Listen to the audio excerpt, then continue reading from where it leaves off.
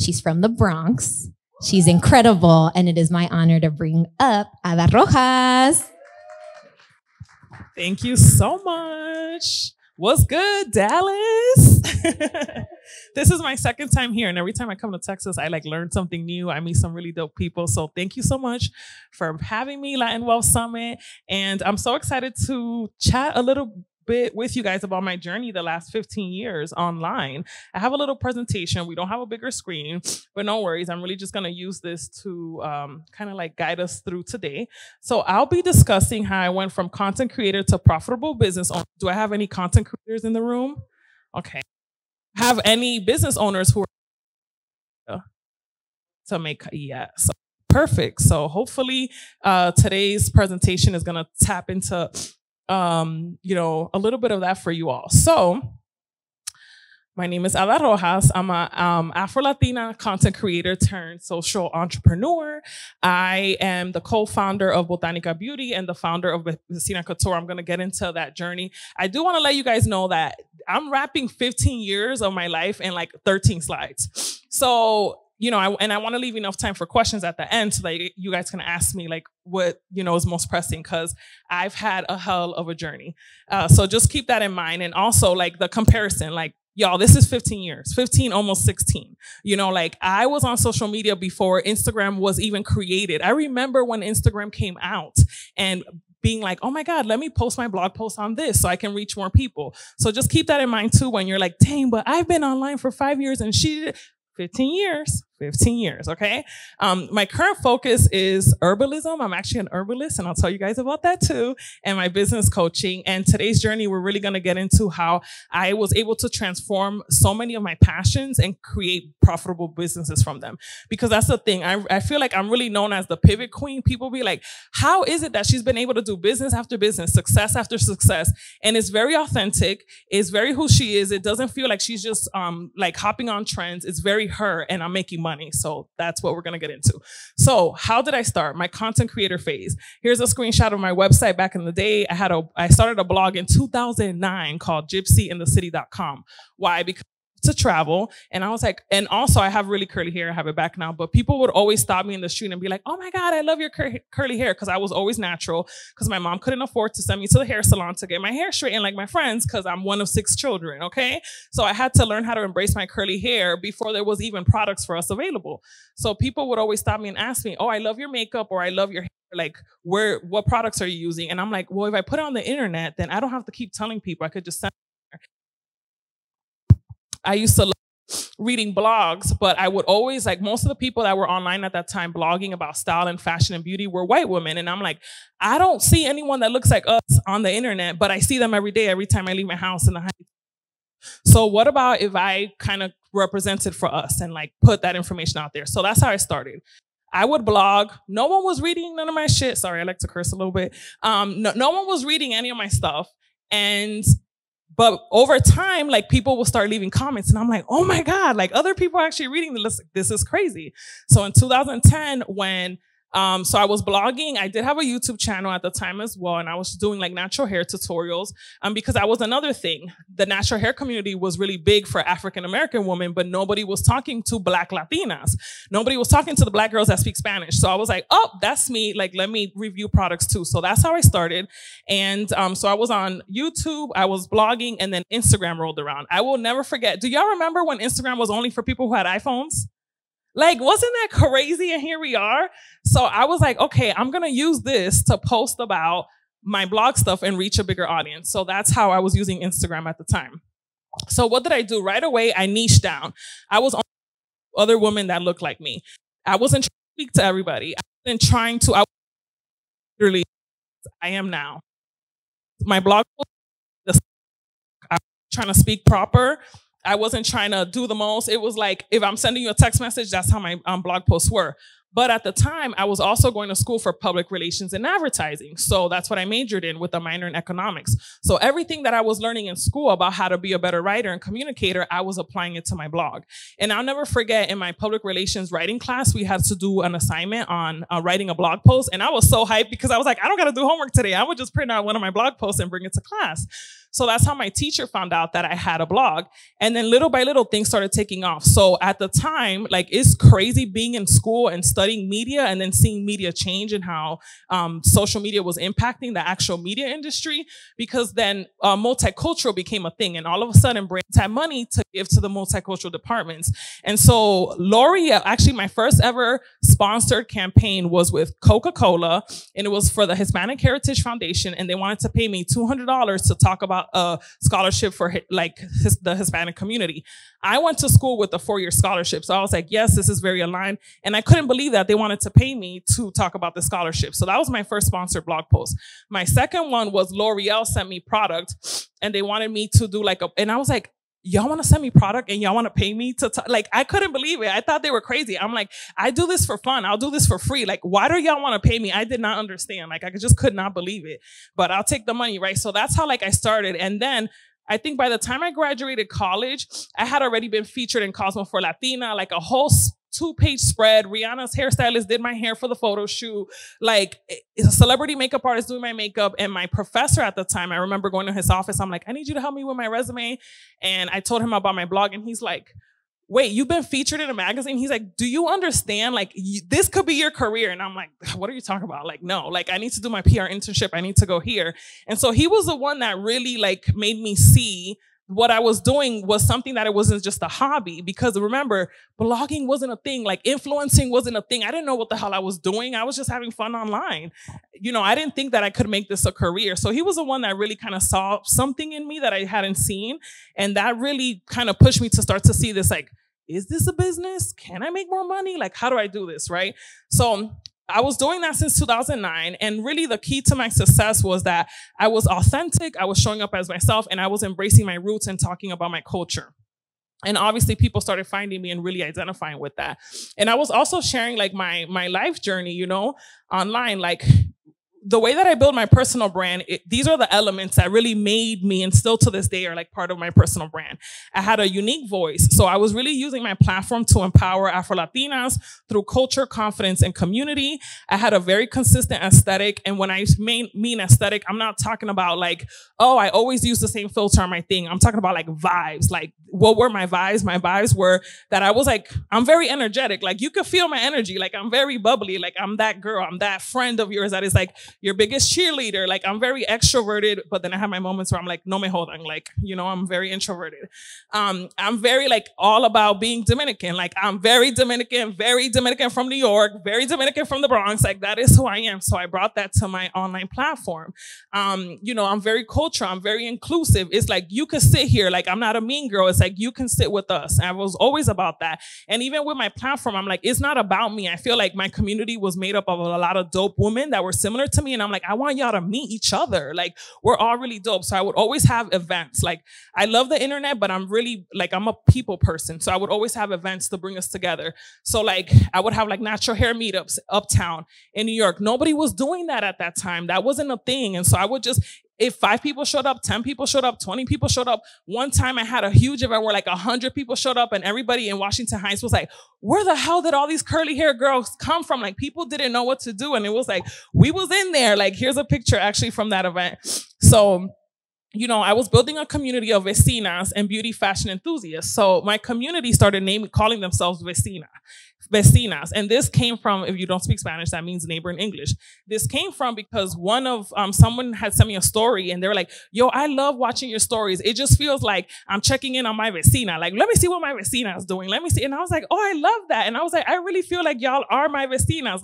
And in New York, you know, growing up, you live in the same building and your vecina's like your family. Like the cake lady on 3B has made your cakes all your whole life growing up. The lady in 2C is the one that picks you up after school and watches you till your mom gets home. So it's like that kind of culture. So like our vecinas to us are really like family. So I'm like, yeah, you're like my internet family. So that's how the whole vecina thing came to be. And then at the time, because again, I was one of one, like I was talking about being Afro-Latina before they were even using the term Afro-Latina. I started partnering with a lot of brands. So at that time, I was working a lot with Shea Moisture. All the natural hair brands, been worked with them. I seen those brands come from nothing to something until this day. I'm really cool with all the CEOs because they know that I was one of the original ones putting people onto their products. Beauty brands, Urban Decay, like, oh my God, I've had the pleasure of working with like so many brands that till this day. I worked with Kia. I got Kia to sponsor a whole entire natural hair tour all across America. We actually went to Houston and it was incredible. Like people are like, how did you get a car brand to sponsor a natural hair tour? Well, because my background in PR and advertising, I know how to pitch. So that's a little bit about like my personal brand and how I built that. So these are some of the lessons that I learned from content creation all those years, is to know your audience, right? My audience was Afro-Latina women who were seeking representation. They were looking for people who look like them online. Quality over quantity. I wasn't focused on pumping out content all the time. I was really focused on providing value for my community, and I was consistent. When I said I was going to do something, I did it. How many of your favorite little bloggers or YouTubers would be like, oh, new videos on Monday, and on Monday comes, they never have a new video, right? And what happens, I was consistent and I kept my word to my community and I showed up when I said I was going to show up. They built trust. And it's like, damn, Ada told me about that hair product and I tried it. I love it. Then she told me about this lipstick. I tried it. I love it. What happens? They started to trust me. Anything that I say, like till this day, people are like, if you say to buy something, I don't think about it. I go buy it because I know that you know what you're talking about. So like that trust, you cannot buy that. Like eso no se compra. Like that's priceless, you know? And then adapting to platform changes, right? When Instagram came around, I was like, ooh, I'm going to use this and I'm going to adapt to this. So like, you know, however, whatever platforms come up that feel in alignment with you. I'm not on TikTok right now because I'm just not doing it, right? But I've been doing this for 15 years. Like if a platform feels in alignment with the work that you're doing, go towards that platform, adapt. And then the power of storytelling. I was sharing my natural hair. I was sharing my life journey being an Afro-Latina in New York. Like I remember writing blog posts on my graduation from college. These are the products that I use. This is where I got my outfit from. This is like how graduation was for me, right? Because I'm like the first person in my family to graduate from college. So we're going to skip a few years. So I do this natural hair tour. It was amazing. We had over 700 women from all over the country. It was sponsored by Kia, made 6 figures, yada, yada, yada. Amazing. Sponsored by all these cool brands. I always had this dream to create my own natural hair products because I didn't see any product that spoke to me. It was either like Latin products, like, you know, I'm trying to think of some of the Latin products out in the market. Like, what's the one with the horse on it? Y'all know what I'm talking about. Y'all know what I'm talking about. Say that. Y'all know the Latin hair. Yes. Like, yeah, you guys which products. And then there was the African-American products, like the Black American products. This don't work for me and neither does this. And I don't see myself in any of this. Where are the products for the Black girls that speak Spanish? So I knew that there was a lane for me. So what did I do? With my platform, I started doing market research. So on my stories, I will post, oh, what do you guys feel like is missing from the market, to see if other people thought the same thing? Oh, if we had a hair product that represented us, what would you guys want to see in it? People didn't know. People just thought that I was doing that for fun. No, I was doing motherfucking market research, okay? And keeping all my stories and keeping screenshots of everything in a folder, reading studies, looking up on things, looking at the hair care industry as a whole. How much money were they making? Was there potential for us to make money there? So during this tour, I meet a woman who's a Latina. She was a chemical engineer. And I start talking to her. I'm like, I have this idea to make a hair product for Black Latinas. And so she had an investor. To make a long story short, Botanica Beauty was my first business venture, right? So again, because I already built my name, I built my trust, I knew product. It took me a year to formulate my products, but I knew exactly what I wanted. I knew exactly what was missing. When we launched, y'all, so we launched April 2019.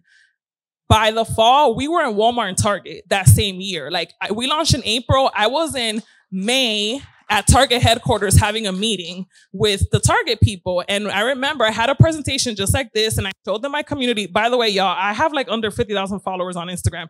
Don't think that I have like this huge community. I have a small community of giants, is what I always say. And so when I would work with brands, they'd always be like, we love working with you because your like engagement is crazy. But why? Because I have a small community. There's so much power in having a small community. You don't need big numbers. You don't need millions of followers. Like, you know, people are always like, how can I grow more followers? I'm like, how can you serve the people that are following you right now? Right? Because if you're doing what you need to be doing, the person, they're going to be like, oh my God, let me tell you about my favorite person on Instagram. She's amazing, blah. Then she's going to tell her cousin. The cousin is going to tell the prima, blah, blah. And before you know it, it's like you have all these people that are following you. Don't focus on the number. Focus on providing value.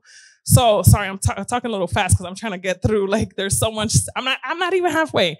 So we launched into Target and Walmart. I mean, the first Black Latina hair care product on shelves. This was not seen before. People were going crazy. We made $1 million in our first year. Boom, the pandemic happens, y'all. Supply chain ghetto, like it was crazy. We had our own manufacturing. We were able to, you know, get our own manufacturing. I'm over here like hand labeling mousses. We got to send 5,000 cases of it was crazy. It was crazy. And then on top of that, I was really starting to understand business from a different way. Because technically, my first business was my content creation business. I had already been making 6 figures from sponsored deals and stuff. So this was really my second business.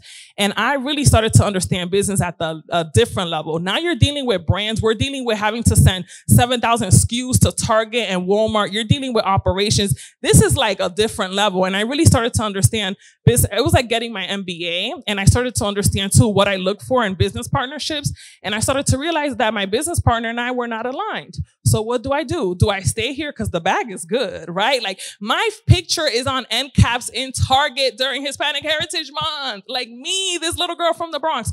Not only that, like people ask me like, what was like the thing that you were most proudest about? I wasn't even proud that, I was proud that we were in Target and Walmart, but to me, the moment that really like shook me and I was crying tears is, and I still get emotional thinking about it, is when I went to my local beauty supply uptown and my product was in the beauty supply in the hood. Like what? Like that was so crazy to me, you know? Like, y'all know what the products look like at the beauty supply in the hood. So to go and like see my product in my hood, in my beauty supply was truly everything. So I made the really, really hard decision to walk away from the business. I exited the business. That was the craziest thing that I probably ever had to do. It came with a lot of hard business lessons learned, but I really got my MBA from that. Like, thank you. I'm like moqueando y llorando aquí. So I think a lot of my success had to do with the fact that I was able to leverage my PR and advertising and content creation experience in the beauty industry. What I was doing had never been done before. There was never a founder that was an influencer that came in and also had the business acumen that I did and the background that I did. So it was just like, it was crazy. Like the amount of love that the community gave me for doing what I did was like beyond, but also it was really hard to walk away because how do you walk away from this thing that means so much to other people, you know? But it was like, I feel like it would have been inauthentic of me to like stay in that relationship because that's what it is. When you go into business with someone, it's like a marriage. That's how you need to think about it. And it's like, do I want to stay in this marriage just because I'm making money? Other people would have been like, hell yeah, bitch, you better stay there and you better aguantar. But I'm like, I can't, right? So I walked away, but you know how I do. I don't stay down for long. Okay, because let me tell you something. 3 months later, my second business was already up and going. So my second business was Vecina Couture. So when I would be on Instagram stories, I was always in a bata, in a robe with coffee. And people be like, yo, and I have mad batas. They'd be like, where are you getting these batas? Like you always bata with coffee. And so I'm like on Amazon. So I will put the link and then DM me and they're like, yo, the batas went up. They used to be like $20. Now they're like $40. I'm like, damn, these companies are like, seeing that people are buying them because I'm sending them the link and upping the thing. So somebody was like, you should just make your own bata line. I'm like, y'all be saying it so easy. Like I could just pull out a bata line out of my ass. Like I know how to do that, you know? So look how God works. Look how the universe works. Like, the universe always knows the desires of your heart. And if you honor them, everything will be in alignment for you to make that happen. So I go to a wedding. I have a friend who's like a really famous sewing blogger. Like, the girl was on Project Runway. I go to her wedding. Everybody at her damn wedding sold their own outfits. I'm like, here, my little Fashion Nova, here, my, everybody like sold their own outfits. And they sit me at a table with somebody who's a clothing manufacturer from LA. And I'm like, so we start talking to them. I'm like, I have this really crazy idea. I want to do like robes, whatever. And they're like, how long you in town for? Like, come down to the offices. We could talk business. A friend of Mimi's is a friend of ours. So I go to this meeting. I leave LA with a whole business plan. Like, oh, we're going to do some batas. I come back home. I moved to Chicago at the time from New York, and TheraFlu hits me up and they're like, we want to do a collaboration with you. We want you to do a wellness box with all of your favorite small businesses that make products for wellness. And they're like, and we're going to give out 100 boxes to your audience. I'm like, that's so cool. And I was like, ooh, I should tell them that I'm working on a robe line. Like, how dope would it be if they put my robe in there? So I told them, and we were almost done with the sampling. I had already gotten everything. So they were like, okay, like, and I showed them everything. I'm like, let me know if you guys want to place an order. Y'all, they placed an order for $10K. I didn't even have the business LLC. I didn't even have the business bank account to put the money into. I had them send it to me through PayPal. Okay? And the money comes. Technically the business launched through the collaboration. So the boxes sold out in 30 seconds. People were losing their mind. They're like, girl, you just left Botanica and now you got robes. I want one. They look fly. Like, they look amazing.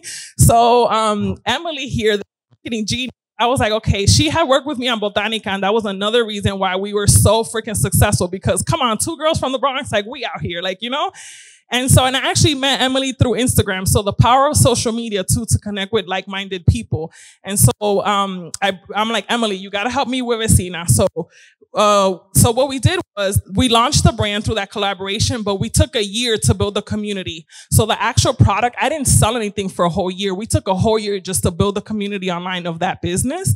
And then when we launched, Emily had a great idea to do like a fashion show, a private fashion show for the people who wanted to see what the color was and whatever. We launched it on Zoom. $35,000 launch on a Zoom in me and my sala modeling a bata. Okay? But why? Because that trust, right? That trust. People were like, this is authentic. This is so her. We've been told her that we want a bata line, and here we are. So the only thing with, the challenge of my first business was like not the right partnership, right? We had an investor too, so that helped us come out the gate, like swinging, everything looking good. The challenge of this one was that it was self-funded. And yes, I had like all my influencer money. I had been saving up. I put like $25,000 into this brand. We were doing good, but with a clothing brand, it's like there's so much investment that you have to do within the first 5 years. And it's like I started to run out of money. So it's like Vecina is like, I had to park it for now. I'm going to come back to her, but what we were able to do with Vecina was amazing. During Hispanic Heritage Month, HBO reached out to us. We did a collaboration with them and Diego. We had a huge party for Hispanic Heritage Month. It was incredible. And it was all with Vecina. So that was that brand. So then that led me to my next thing. So people were like, so girl, you have this hair care brand, you got this robe brand, clearly you know business, clearly you know how to make money, can you help us? I'm an entrepreneur, so I started business coaching. But at the same time, I was going through a spiritual awakening and like this whole questioning my whole existence and life during the pandemic. So I started working on my healing journey, working on my wellness. I learned about the chakras. A lot of my spiritual gifts started opening up. I'm intuitive. I could read people's energy. All this stuff started happening to me. It was giving very much Sabrina the Teenage Witch, okay? And so because I understand business, it's almost like I started to see like paths for people, or like, this is how you should approach your business, and like be able to like read what was happening with them.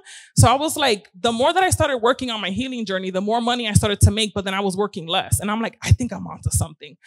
My theory is if you work on yourself and your healing, you work on your money wounds, you work on your patterns, generational patterns, all this stuff, you can make more money. I was like, I feel like I know that because it's happening to me. So I started off with a small group and I started a program called Healing Through the Chakras. It was like a 6-month program. I was teaching these women about the chakras every month. Their lives were changing. One girl left a 10-year relationship. 2 of the people in the program were entrepreneurs. They started making more money in their business and they were working less. And I'm like, oh my God, my theory, they're proving my theory right. So from Healing Through the Chakras, we went through Business Through Chakras that was only for entrepreneurs. And some of the women in that program were finally able to make 6 figures in their business and they were working less. So I'm like, oh my God, this is really working. So, like again, I came into this with a very niche angle. I wasn't just business coaching. It was like, if you can work with me, but I'm only going to coach you through a spiritual lens. So it really kind of differentiated me, and it really allowed people to be like, oh, okay, like if I'm looking for business coaching, but it has to be through a spiritual lens, like Ada's the person to go to. So that was and I still do business coaching. I love it. I love seeing women win. I love helping people make money. I love helping people work on themselves, heal their inner shit. And because at the end of the day, it's like, what a lot of people don't know is that a lot of your inner child is running your business. That's the real tea. But nobody wants to get to it because they're like, well, let me just hire a marketer and let me just hire this. No, baby, you need a therapist. You need to go heal. Like, that is what you need. Like, your inner child is running your business and it's a mess, but that's another presentation for another day. I digress. So this then leads into, how the hell did this girl get into herbalism? What do you mean you're a herbalist now? Like, how many lives have you had? So as I started, learning about the chakras, there's herbs associated to each chakra. So if you want to work on your energy, there's different herbs that you can work with. There's even different color clothing that you can wear, right? And so my great grandmother, who I'm named after, Ada Virginia, her name is Virginia, in Dominican Republic, she was a herbalist. So this comes from my family. This is something that I've always been around. And so as I started to learn more about plants, and also like feel the plant's energy and the plants talking to me, I know this sounds absolutely crazy, but yes, y'all. I just started to get deeper into herbalism. And after my time in Chicago with Botanica, I was like, damn, like I feel this calling to go back to Dominican Republic and to learn herbalism there. Like, I want to talk to the elders there. I really want to learn about the herbs there. And so I had this whole Eat, Pray, Love plan. I put my stuff in storage. I was going to go to DR. Wrong. I ended up in Virginia, out of all places. I had a friend who I was visiting there for a few months before I planned this international trip. And I ended up doing a retreat for my business clients in the middle of the mountains somewhere. I meet this woman who's an herbalist. And for the last 3 years, I've been in Virginia in the mountains learning about herbs. And so like being grounded in that kind of way and like kind of pausing my life really caused me to reflect. And I was like, you know what? I feel like I need to change my relationship to social media, because I've been online for 15 years now. And so much of my productivity and my self-worth was tied to like the internet, right? The internet, like this has been my office. I don't have a career. A lot of my friends went off to go do PR for these big advertising agencies or PR companies. I was on the internet. That's my resume. And so I'm like, I need to pull back. So this year I posted on Instagram, and I was like, you're going to see a lot less of me on Instagram this year, because like, I really need to like, instead of leading community, I need to lead myself this year. All the energy that I'm giving y'all, I need to give to myself for once. And y'all, I just been in the mountains learning how to make medicine and studying herbs. And so I slowly started to come out. I don't think I'll ever fully be back on social media how I was before. But again, the power of community, the power of trust, the power of people knowing your name. When I said I was going to get offline, I started a newsletter. So I would write a monthly newsletter kind of updating people on my herbalism journey. And I was like, damn, I went to New York to visit my brother. And I was like, it'd be so cool to do like a plant walk in the Bronx and show people the herbs that are growing right here in your hood and you don't even know. I sent out an email. I'm like, yo, I'm going to do a plant walk. I'm going to do it in the Bronx. Meet me here. Like, it was like the weekend before Labor Day. 15 slots sold out in one day, because people were like, again, it's that trust. They're like, I don't know what you're doing, but I'm into it. And so that walk sold out and did so well that people were messaging me like, you need to do another one. So next week I'll be back home in the Bronx doing another walk. But again, do you guys see how like all of this stuff, you're like, when you look at it, you're like, it doesn't make sense. But if you know me and you've seen, it's very authentic to who I am. And really how I got into herbs was when I was creating Botanica, because the name Botanica, I'm sure you all know what a Botanica is, right? It's these spiritual stores. There's a lot of them, one on every block in New York, where we go to get herbal products, remedies, different spiritual products. I started learning about herbs then for my hair care products. So to go from like this Botanica product to now almost like be the Botanica, because now I'm a herbalist, is crazy, but it makes so much sense. And to be able to make a living off of my passions is like the greatest gift that I can have. So like, if you guys walk away with anything, it's like, bet on yourselves. If you guys are, whether you're content creators and stop waiting for brands to come to you with money, go to them with the ideas. When I had the tour, it's because I was fed up of just waiting for a brand to email me like, we want to work with you. I'm like, no, I'm gonna go take their money. So I'm gonna pitch them and be like, look, y'all need to give me the money. And also, y'all want access to this Black Latina community, you gotta come through me, because you don't know them and they don't know you. And that's gonna cost, right? And so really take ownership of your work, take ownership of the value that you're providing your community, and really lead with that. And so the power of consistent brand evolution. My business ventures evolved with my personal brand. Think about this when you're like putting yourself out there online.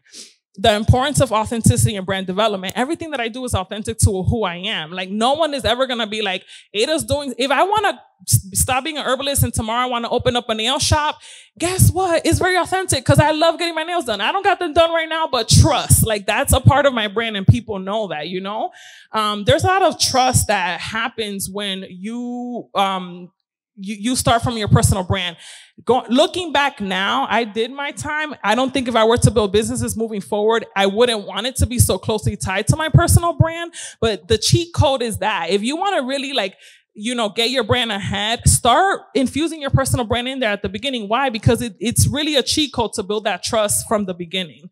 And then I've always been empowering others to embrace change, because what the hell, when I got on the internet, I was 19. I am 34 years old. If I was still talking about the same shit I was talking about at 19, I need to go see a therapist, right? Like, it's okay to change, and it's okay to evolve, and it's okay to show people different versions and different facets of you. Like, we are not meant to stay the same. And so keep that in mind, and keep that in mind too when you're looking at your other favorite creators and business owners. Like, give them permission to change. So what? She's not talking about the same shit she was talking about 2 years. You should be happy for her. She grew, you know. And like, even in your close circles and your friends, like, change is the only thing that we have, y'all. We got to really lean into it and stop trying to hold on to stuff, people, places, and things that we've grown out of. Because a lot of the resistance that you're experiencing in your life is from that. Because you're putting so much energy holding on to what you were supposed to been let go like 5 years ago. Sorry, let's get a little preachy. So key takeaways. Lessons for evolving from creator to entrepreneur is to diversify your revenue streams. What I didn't share between those businesses is that I always had a hustle. Yes, I was making money from content creator, but I was a freelance makeup artist at one time too. So look, the game, right? The beauty brands were sending me product. Hello, free product to then use on my clients. You know, I didn't have to put up front money to buy a product. And I was making money from that. I was selling makeup courses. I was doing vision board workshops. I was doing and then I would bring like a tarot card reader to the vision board workshops. Nobody was doing that back then. You know, now it might be normal, but nobody was doing that before. So it's like, make stuff different. Always have your little multiple revenue streams. Evolve your brand authentically as you explore new passions. Align your business ventures with your values and your energetic blueprint. Develop a strong business identity by focusing on the product and service value. So it's like, once you use your personal brand to launch the thing, go ahead and, focus on the product and the service value. Shift from the business being all about you to like now it being about the business and what you're able to provide. Use use business experiences to inform and enhance the next thing that you're doing. Be open to new opportunities. Be open to continuing to learn. Be okay with starting from scratch. You don't need to know everything before you start something. And then always, always, always, at least for me, and I hope you take this away, empower and uplift your community through your journey and your success. So, do you have any questions?